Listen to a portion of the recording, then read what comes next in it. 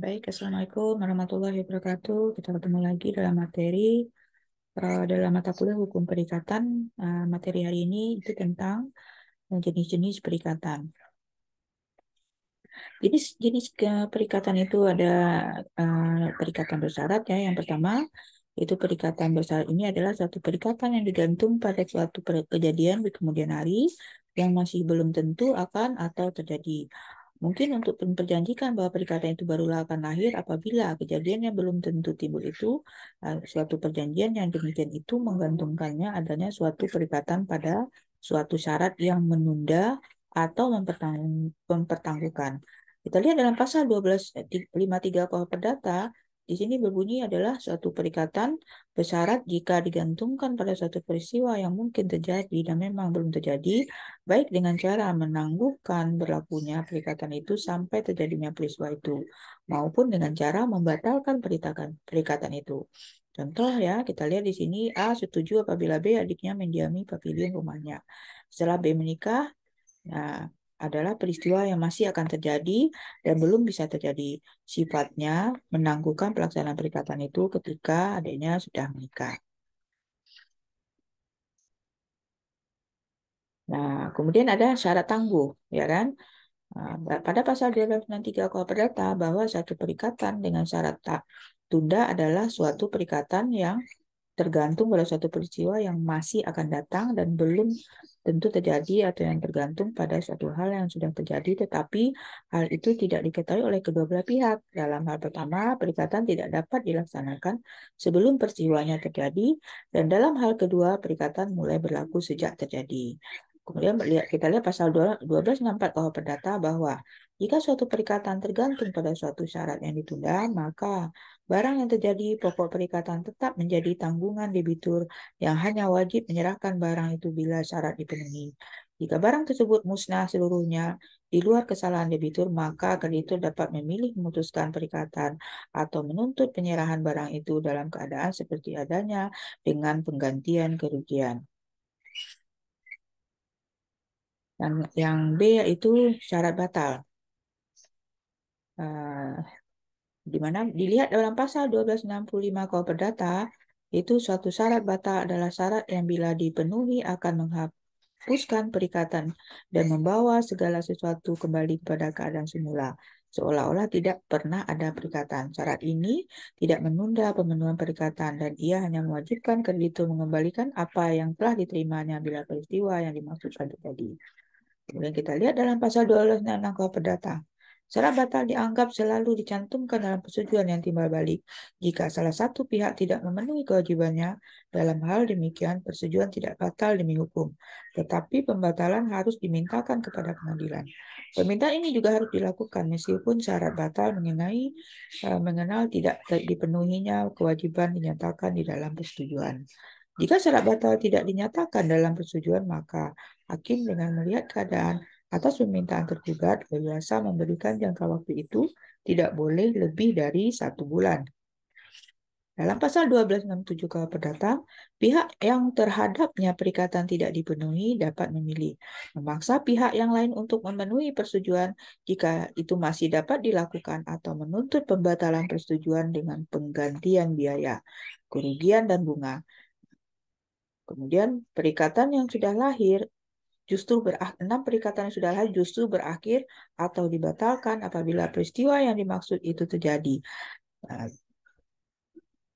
contoh ya, kita lihat dari contoh K setuju apabila F ya kakaknya mendiami rumah K selama dia tugas belajar di Inggris dengan syarat bahwa F harus mengosongkan rumah tersebut apabila K selesai studi dan kembali ke tanah air. Dalam contoh F wajib menyerahkan kembali rumah tersebut kepada K adiknya. Kemudian kita lihat yaitu yang kedua perikatan dengan ketetapan waktu. Nah, perikatan dengan ketetapan merupakan suatu ketetapan waktu tidak menangguhkan lahirnya suatu perjanjian atau perikatan, melainkan hanya menangguhkan pelaksanaannya ataupun menentukan lama untuk berlakunya suatu perikatan. perjanjian atau perikatan. Perikatan dengan ketetapan waktu adalah perikatan yang waktu atau hapusnya digantungkan pada waktu atau peristiwa tertentu yang akan terjadi dan pasti terjadi. Di dalam KUH Perdata ada beberapa pasal yang mengatur tentang perikatan dengan ketetapan waktu, yaitu kita lihat dalam pertama pasal 1268. Waktu ditetapkan tidaklah menunda perikatan, melainkan hanya pelaksanaannya saja. Kemudian pasal 1269 KUH Perdata, apa yang harus dibayar pada waktu yang ditentukan itu tidak dapat ditagih sebelum waktu itu tiba. Tetapi apa yang telah dibayar sebelum waktu itu tidak dapat diminta kembali. Kemudian kita lihat pasal 1270. Waktu yang ditetapkan selalu ditentukan untuk kepentingan debitur, kecuali jika dari sifat perikatan sendiri atau keadaan ternyata bahwa waktu itu ditentukan untuk kepentingan kreditur. Pasal 1271 KUH Perdata. Kita lihat di sini, debitur tidak dapat lagi menarik manfaat dan suatu ketetapan waktu jika ia telah menyatakan pailit atau jika jaminan yang diberikannya kepada kreditur telah merosot karena kesalahannya sendiri. Kita lihat contohnya di sini ya. K berjanji pada anak laki-lakinya yang telah menikah ya untuk memberikan rumahnya apabila bayi yang sedang dikandung istri itu telah lahir. Contoh lain yaitu apabila saya menyewakan rumah saya per 1 Januari 2019 ataupun menyewakan sampai tanggal 31 Desember 2019. Ada ketetapan waktunya di sini ditentukan di dalam perjanjian. Kemudian kita lihat yang ketiga yaitu perikatan manasuka. Nah, perikatan manasuka ini ya, objek prestasi ada dua macam benda. Dikatakan manasuka karena debitur boleh memenuhi prestasi dengan memilih salah satu dari dua benda yang dijadikan objek perikatan. Namun, debitur tidak dapat memaksakan kreditur untuk menerima sebagian benda yang satu dan sebagian benda yang lainnya.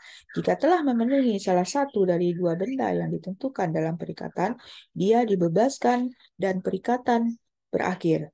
Hak milik prestasi itu ada pada debitur jika hak milik tidak secara tegas diberikan kepada kreditur.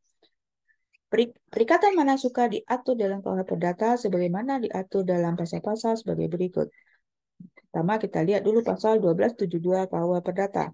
Dalam perikatan dengan pilihan debitur dibebaskan jika ia menyerahkan salah satu dari dua barang yang disebut dalam perikatan, tetapi ia tidak dapat memaksa kreditur untuk menerima sebagian dari barang yang satu dan sebagian dari barang yang lainnya. Kemudian pasal 1273 KUH Perdata, hak memilih ada pada debitur jika hal ini tidak secara tegas diberikan kepada kreditur. Kemudian kita lihat lagi pasal 1274 KUH Perdata. Suatu perikatan adalah murni dan sederhana walaupun perikatan itu disusun secara boleh dipilih atau secara manasuka jika salah satu dari kedua barang yang dijanjikan tidak dapat menjadi pokok perikatan. Kemudian kita lihat pasal 1275 KUH Perdata.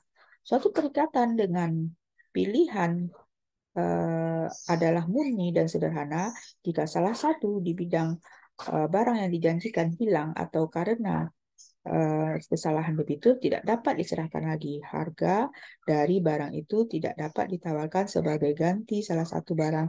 Dia harus membayar harga barang yang paling akhir hilang. Kemudian pasal 1276 KUH Perdata. Jika dalam hal-hal yang disebutkan dalam pasal itu, pasal lalu dipilih diserahkan kepada kreditur dan hanya salah satu barang saja yang hilang, maka jika hal itu terjadi di luar kesalahan debitur, kreditur harus memperoleh barang yang masih ada. Jika hilangnya salah satu barang tadi terjadi karena salahnya debitur, maka kreditur dapat menuntut penyerahan barang yang masih ada atau harga barang yang telah hilang. Jika kedua barang lenyap, maka bila hilangnya barang itu salah satu saja pun terjadi karena kesalahan debitur, kreditur boleh menuntut pembayaran harga salah satu barang itu menurut pilihannya. Kemudian kita lihat pasal 1277 KUH Perdata. Prinsip yang sama juga berlaku baik jika ada lebih dari dua barang termasuk dalam perikatan, maupun jika perikatan itu adalah mengenai perbuatan sesuatu ataupun tidak berbuat sesuatu. Contoh, saya mempunyai suatu tagihan uang Rp100.000 pada seorang petani yang sudah lama tidak dibayarnya. Sekarang saya mengadakan suatu perjanjian dengan dia bahwa ia akan saya bebaskan dari utangnya jika ia menyerahkan kudanya kepada saya ataupun 10 kuintal berasnya. Kemudian kita lihat yang keempat yaitu perikatan tanggung-menanggung. Nah, perikatan ini merupakan suatu perikatan di mana beberapa orang bersama-sama sebagai pihak yang berutang berhadapan dengan satu orang yang mengutangkan atau sebaliknya, beberapa orang bersama-sama berhak menagih suatu piutang dari satu orang. Tetapi perikatan semacam ini yang belakangan ini sedikit sekali terdapat dalam praktek.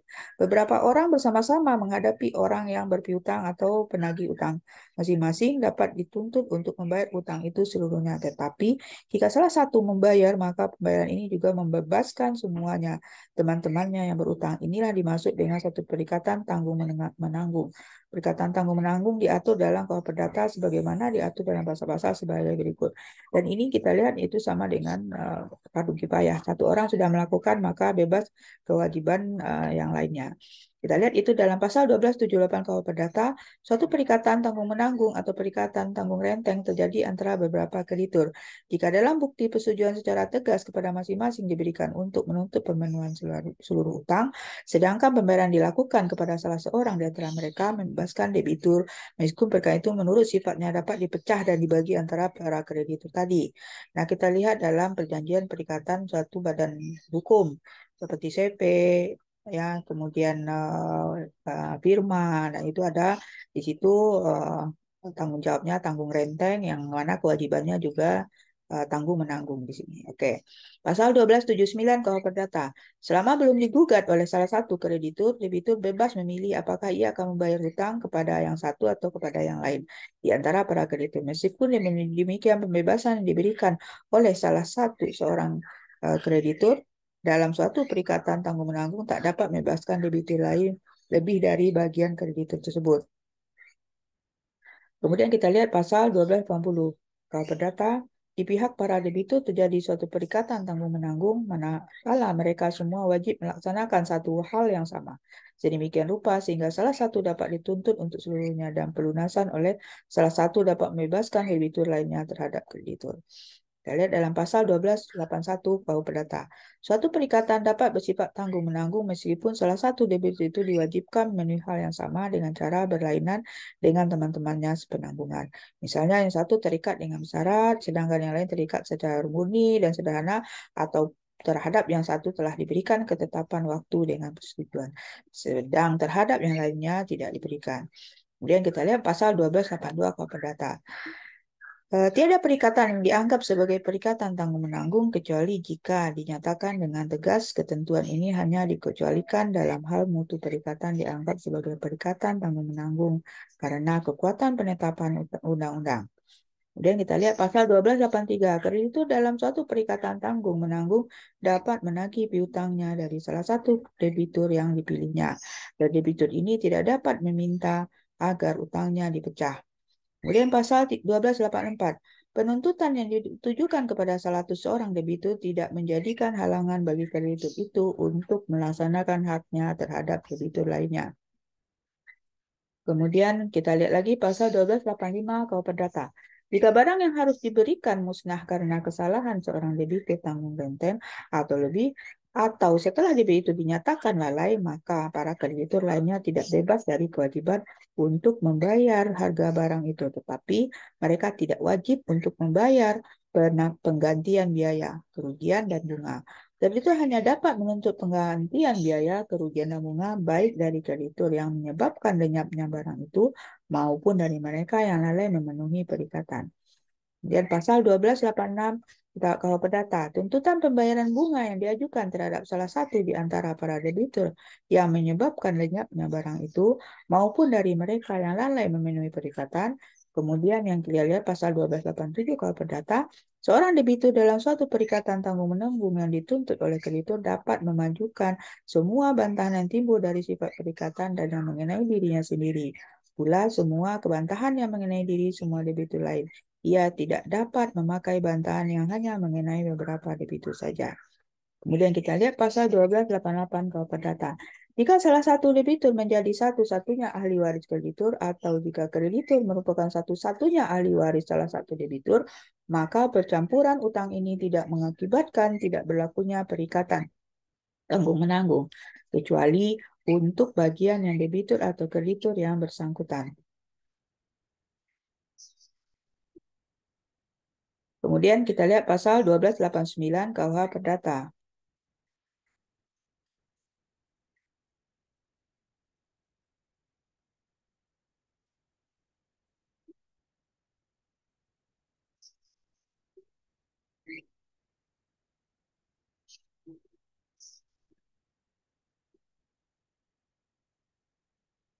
Debitur yang telah menyetujui pembagian piutangnya terhadap salah satu debitur tetapi memiliki piutang terhadap para debitur yang lain, tetapi dikurangi bagian debitur yang telah dibebaskan dari perikatan tanggung-menanggung.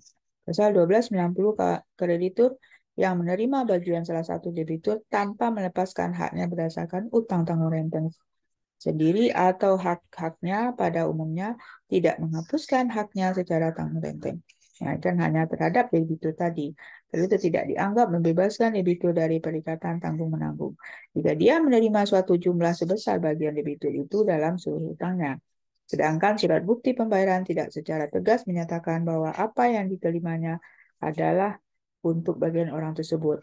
Hal yang sama berlaku terhadap tuntutan yang ditujukan kepada salah satu debitur, selama orang ini belum membenarkan tuntutan tersebut atau selama perkara belum diputus oleh hakim. Dan kita lihat 1291 KUH Perdata, kreditur yang menerima secara sendiri dan tanpa syarat bagian dari salah satu debitur dalam pembayaran bunga tunggakan dari suatu utang hanya kehilangan haknya sendiri terhadap bunga yang telah harus dibayar dan tidak terhadap bunga yang belum tiba waktunya ditagih atau utang pokok, kecuali bila pembayaran tersendiri itu telah terjadi selama 10 tahun berturut-turut.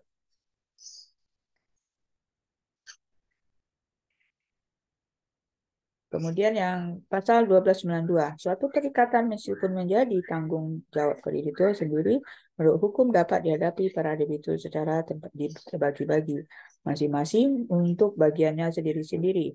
Kemudian pasal 1283, seorang debitur yang telah melunasi utangnya dalam suatu perikatan tanggung-menanggung tidak dapat menuntut pembeli kembali kepada debitur lainnya lebih daripada bagian mereka masing-masing.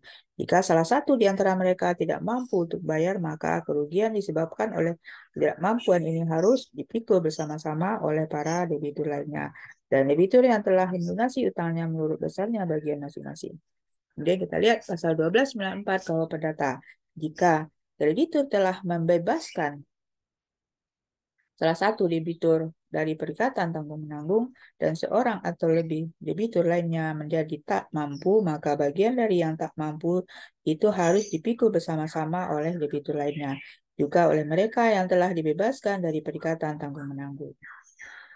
Kemudian pasal 1295, jika barang yang untuk orang-orang mengikat diri secara tanggung renteng itu hanya menyangkut salah satu di antara mereka, maka mereka masing-masing terikat seluruhnya kepada kreditur. Tetapi di antara mereka sendiri, mereka dianggap sebagai orang penjamin bagi orang yang bersangkutan dengan barang itu. Dan karena tak harus diberi ganti rugi. Kita lihat contohnya ya, dalam hukum perjanjian ada suatu aturan bahwa tiada perikatan dianggap tanggung-menanggung kecuali hal itu dinyatakan atau diperjanjikan secara tegas ataupun ditetapkan oleh undang-undang. Jadi jika ada 3 orang A, B, C bersama-sama meminjam uang kepada D sebesar 600.000, maka masing-masing hanya dapat ditagih untuk membayar 200.000 kecuali kalau sudah diperjanjikan bahwa masing-masing dapat ditagih untuk seluruh utangnya 600.000 rupiah. Kemudian yang terakhir itu perikatan yang dapat dibagi dan tidak dapat dibagi. Suatu perikatan dapat atau tidak dapat dibagi adalah sekedar prestasi yang dapat dibagi menurut timbangannya. Pembagian mana tidak boleh mengurangi hakikat prestasi itu. Soal dapat atau tidak dapat dibaginya prestasi itu terbawa oleh sifat barang yang bersangkutan di dalamnya. Dapat dibagi menurut sifatnya, misalnya atau perikatan hanya untuk menyerahkan sejumlah barang atau sejumlah hasil bumi, sebenarnya tidak dapat dibagi kewajiban untuk menyerahkan seekor kuda karena kuda tidak dapat dibagi tanpa kehilangan hakikatnya. Jadi sifat dapat atau tidak dapat dibagi itu berdasarkan pada sifat benda yang menjadi objek perikatannya, kemudian maksud perikatannya, apakah itu dapat atau tidak dibagi objek perikatan tersebut. Kemudian perikatan dapat dibagi dan tidak dapat dibagi diatur dalam KUH Perdata sebagaimana diatur dalam pasal-pasal di bawah berikut sebagai berikut. Pertama, pasal 1296 KUH Perdata, suatu perikatan dapat dibagi-bagi atau tidak dapat dibagi sekadar pokok perikatan tersebut adalah suatu barang penyerahnya atau suatu perbuatan pelaksanaan yang dapat dibagi atau tidak dapat dibagi, baik secara nyata maupun tak nyata. Pasal 1297 KUH Perdata, suatu perikatan tidak dapat dibagi meskipun barang atau perbuatan yang menjadi pokok perikatan itu karena sifatnya dapat dibagi-bagi jika barang atau perbuatan itu menurut maksudnya tidak boleh diserahkan atau dilaksanakan sebagian demi sebagian saja. Kemudian pasal 1298 bahwa suatu perikatan merupakan perikatan yang tanggung-menanggung itu tidak berarti bahwa perikatan itu adalah suatu perikatan yang tidak dapat dibagi. Suatu perikatan yang tidak dapat dibagi dalam 1299 harus dilaksanakan antara debitur dan kreditur. Seolah-olah perikatan itu tidak dapat dibagi. Hal dapatnya dibagi suatu perikatan itu hanya dapat diterapkan terhadap ahli waris yang tak dapat menagih piutangnya atau tidak wajib membayar utangnya. Selain untuk bagian masing-masing, sebagian ahli waris atau orang yang harus mewakili kreditur atau debitur. Pasal 1301 KUH Perdata, bunyinya tiap orang yang bersama-sama wajib memikul satu utang yang dapat dibagi, bertanggung jawab untuk seluruhnya, meskipun perikatan tidak dapat secara tanggung-menanggung. Kemudian pasal 1302, hal yang sama juga berlaku bagi para ahli waris yang diwajibkan memenuhi perikatan seperti ini. Kemudian kita lihat pasal 1303 ya, yang masih masuk perikatan yang dapat dibagi dan tidak dapat dibagi. Tiap ahli waris kreditur dapat menuntut pelaksanaan suatu perikatan tidak dapat dibagi secara keseluruhan. Tiada seorang pun di antara mereka diperbolehkan sendirian memberi pembebasan dari seluruh utang maupun menerima harganya sebagai ganti barang. Jika hanya salah satu ahli waris memberi pembebasan dari utang yang bersangkutan atau menerima harga barang yang bersangkutan, maka para ahli waris lainnya tidak dapat menuntut barang tak dapat dibagi-bagi itu kecuali dengan memperhitungkan bagian dari ahli waris yang telah memberikan pembebasan dari utang atau yang telah menerima harga barang itu. Kemudian kita lihat contohnya perikatan yang dapat dibagi dan tidak dapat dibagi ya. Kemudian yang pertama, pembagian seekor kuda tidak dapat dibagi tanpa kehilangan hakikatnya. Mengenai perkataan dapat dibagi atau tidak dapat dibagi hanya mempunyai arti apabila lebih dari satu orang debitur atau kreditur yang bersangkutan dalam perikatan tersebut. Apabila misalnya hanya ada satu kreditur dalam suatu perikatan, maka perikatan itu dianggap perikatan tidak dapat dibagi meskipun ada prestasi yang dapat dibagi. Pasal 1390 KUH Perdata. Kemudian suatu proyek untuk pembuatan jalan sepanjang 200 km adalah mungkin untuk membagi pekerjaan tersebut menjadi dua bagian yaitu masing-masing 100 km. Namun menurut maksud perjanjian jelas bahwa pekerjaan tersebut harus dilaksanakan seluruhnya yaitu 200 km. Oleh karena itu perikatan itu adalah perikatan yang tidak dapat dibagi-bagi. Kita lihat dalam pasal pengaturannya 1297 KUH Perdata. Kemudian untuk mencegah jangan sampai ia berutang dengan mudah saja melalaikan kewajibannya dalam praktek banyak dipakai perjanjian di mana si berutang dikenakan suatu hukuman apabila ia tidak menepati janjinya. Hukuman itu biasanya ditetapkan dalam suatu jumlah uang tertentu yang sebenarnya merupakan suatu pembayaran kerugian yang sejak semula sudah ditetapkan sendiri oleh para pihak yang membuat perjanjian tersebut. Kemudian kita lihat contoh saya mengadakan satu perjanjian dengan seorang pemborong untuk mendirikan sebuah gedung yang harus diselesaikan pada tanggal 31 Desember dengan 2019 dengan ketentuan si pemborong akan dikenakan denda Rp500.000 untuk tiap bulan keterlambatan. Kemudian perikatan dengan ancaman hukuman diatur dalam KUH Perdata sebagaimana disebut dalam pasal-pasal sebagai berikut.